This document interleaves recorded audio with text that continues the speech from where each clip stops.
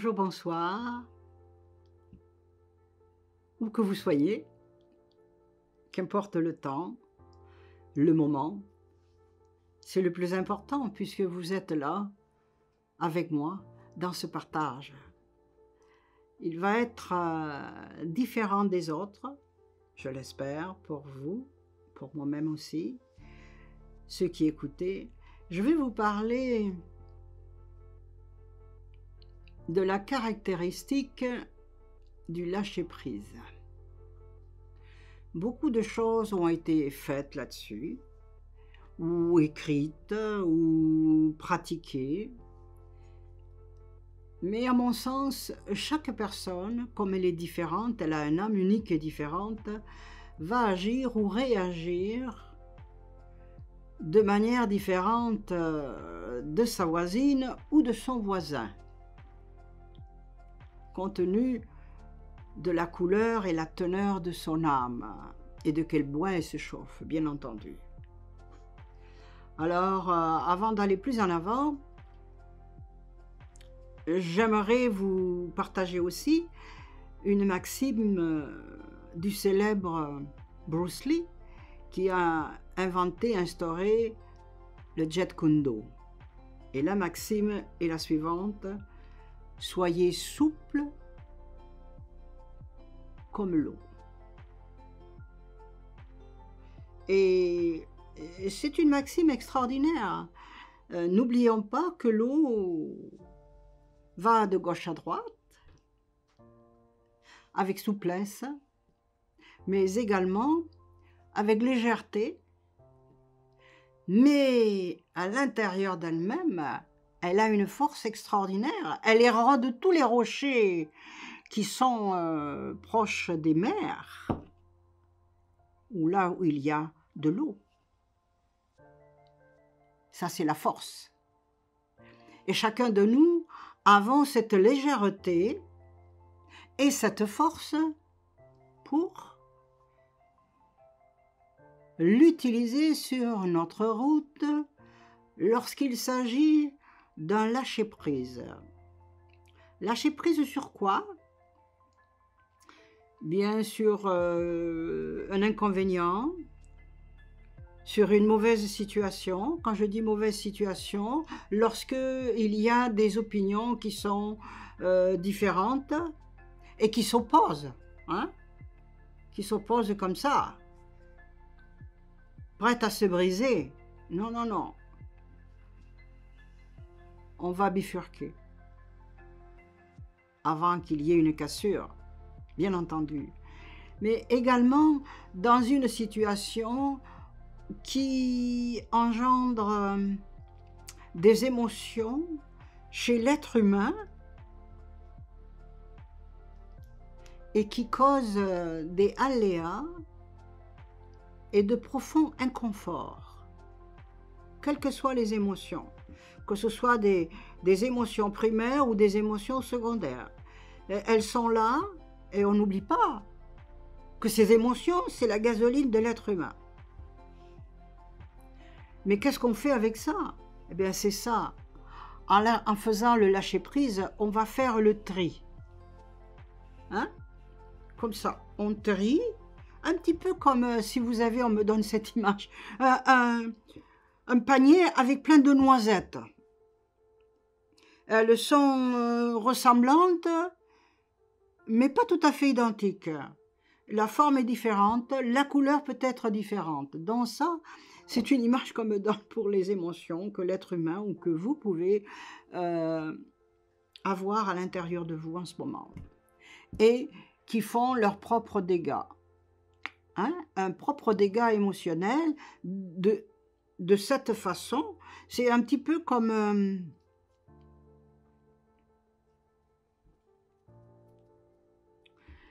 les émotions qui vont gruger votre être intérieur.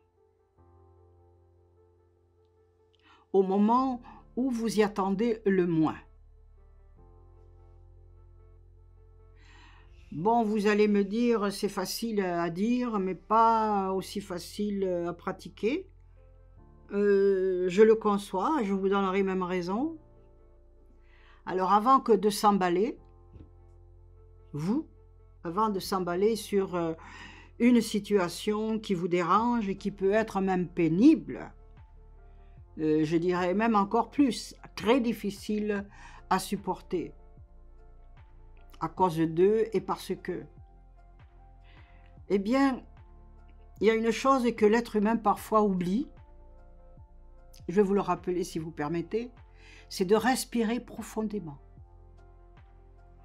Comme les personnes qui rentrent et qui font une méditation, on expire et on expire doucement avant de s'emballer comme un cheval sauvage qui va partir. On le pratique 2 minutes, 3 minutes ou un peu plus avant d'ouvrir la porte et les fenêtres aux émotions qui ne sont pas très confortables. Bon, vous allez me dire que la colère, c'est très bon. Oui, c'est très bon. Une colère bien dirigée, oui. On éclate l'abcès, c'est parfait. Mais de quelle façon vous allez contrôler cette colère?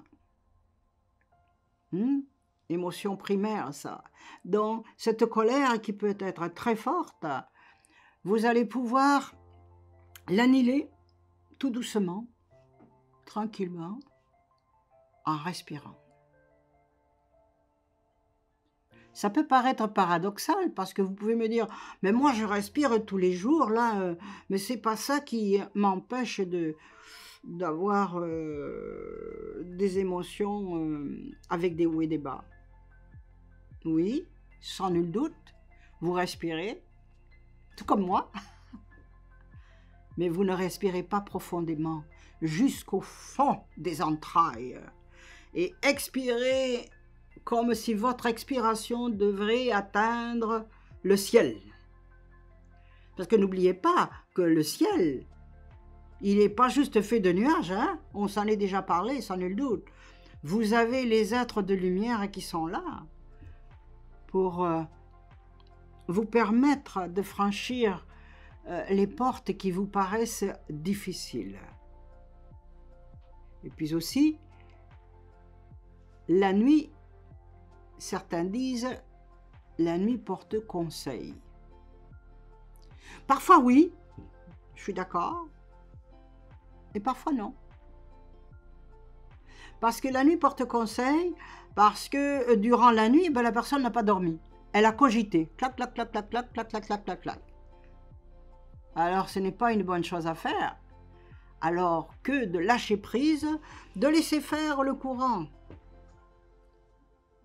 Je vais vous donner cette image que l'homme me donne à l'instant même. Vous êtes assis sur une chaise, avec, dans un ruisseau, mais il y a plein de courant. Eh bien, vous êtes assis sur cette chaise et vous laissez courir l'eau, de gauche à droite. Et vous restez tranquille. Vous respirez profondément parce que l'eau qui court comme ça autour de vous, ce sont les émotions qui vont essayer de vous déstabiliser et de vous faire tomber sur la chaise sur laquelle vous êtes assis tranquillement. C'est une chose à faire. Je vous souhaite de le pratiquer. Pourquoi pas? Si je le fais, vous pouvez le faire. Qu'importe ce qui se passe à côté. On fait le vide. De quelle manière, vous allez me dire, la gypsy, on fait le vide? En méditant, en laissant aller toutes les choses qui sont nuisibles à votre bien-être. Alors, comme je disais précédemment, vous allez faire le tri comme si c'était des noisettes dans votre panier personnel. Vous jetez les noisettes ou vous les mettez de côté peut-être pour une autre fois, un autre jour, afin que ces noisettes ne dérangent pas votre bien-être, parce que c'est ça qui arrive lorsqu'une personne doit faire le lâcher-prise. Bon, je vous ai donné l'image que l'on m'a donnée à moi, hein, de vous êtes assis sur une chaise confortable avec de l'eau qui va de gauche à droite, qui peut être tumultueuse.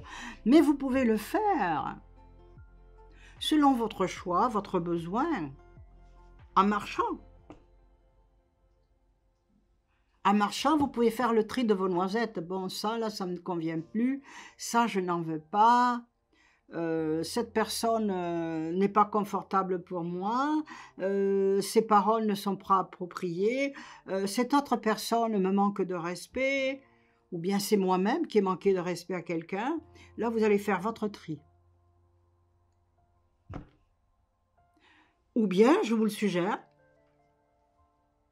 écrivez comme une espèce de bilan, ce que je ne dois plus faire et ce que je n'accepterai plus de personne. Voilà. Lorsque vous allez agir de cette façon, tout le tohu-bohu des émotions, veut ou veut pas, va se calmer tranquillement. Et si elles ne sont pas calmées, bien, vous méditez plus longuement, vous respirez plus profondément et vous faites un petit mille de plus, un petit kilomètre de plus. Et là, au fur et à mesure que vous avancez sur ce chemin qui est le vôtre, vous allez vous sentir plus léger. Parce que, en lâchant prise, vous ne permettez plus, et vous barrez la route, à tous les inconforts émotionnels qui vous perturbent ou qui peuvent vous perturber. Parce que ce sont des choses qui arrivent à tous les êtres humains, moi y compris. Oui, oui. Donc, je vous suggère fortement de faire ces exercices. Vous n'avez pas besoin d'un livre. Suivez à la lettre ce qui vous convient le mieux, parce que chaque individu est différent de la couleur de son âme, du bois duquel il est fait. Alors, comme il est différent, il va agir en conséquence. Il y en a qui peuvent faire se lâcher prise, assise tranquillement sur son lit, et puis à parler et verbaliser ce qui lui convient, ce qui lui convient plus. Tout va dépendre. Il faut que nous soyons, lorsque nous faisons cet exercice du lâcher-prise, il faut redevenir comme l'enfant. Pourquoi l'enfant? Parce que l'enfant, il est pur. Alors il sait déjà qu'est-ce qu'il veut pas, qu'est-ce qui lui convient, et qu'est-ce qu'il ne veut pas avoir. Donc on va redevenir enfant avec cette facilité, mais plus encore, avec simplicité, sans claquer les portes ou les fenêtres. Non, non, cette méditation dont je vous ai parlé au début va vous permettre de faire cette respiration profonde de tout votre corps. Et puis on expire comme ça, tranquillement et profondément. Bon, c'est évident que si vous avez des émotions qui vous perturbent, au point de ne pas dormir du tout, bon, ben c'est d'accord avec vous. Asseyez-vous, prenez un livre. Oui, oui. Prenez un livre. Si c'est une dame qui est très énergétique et qui ne peut pas dormir, levez-vous. Ne tournez pas dans le lit comme ça, avec des émotions pernicieuses. Levez-vous et puis faites le ménage de le tiroir de votre commode. C'est-à-dire en gardant votre esprit occupé avec ce genre de choses. Cela va vous permettre de vous calmer intérieurement. C'est très facile. Et de pouvoir dormir. Mais plus encore, de devenir un adepte ou une adepte du lâcher-prise. En toutes circonstances. Respirez un bon coup, là, et puis les choses vont se stabiliser et vous permettrez également de parler peut-être de vive voix à la personne qui vous perturbe le plus dans ses attitudes ou dans ses paroles ou ses jugements. Cela va vous permettre de le faire verbalement ou écrivez-lui une lettre si la personne est loin ou vous ne voulez pas la voir.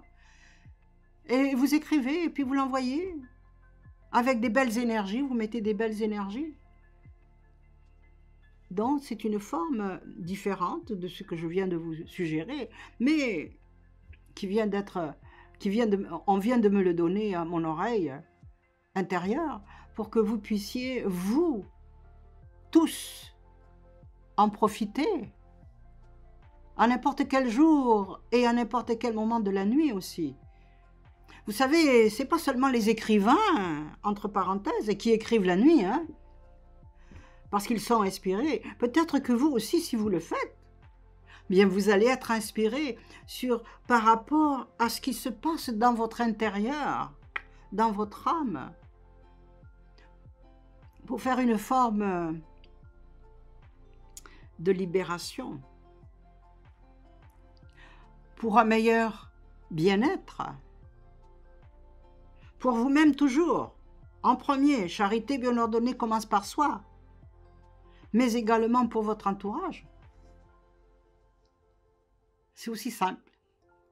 Alors c'est ça que je voulais vous partager en toute simplicité. Je vous dis bonjour et je vous dis au revoir.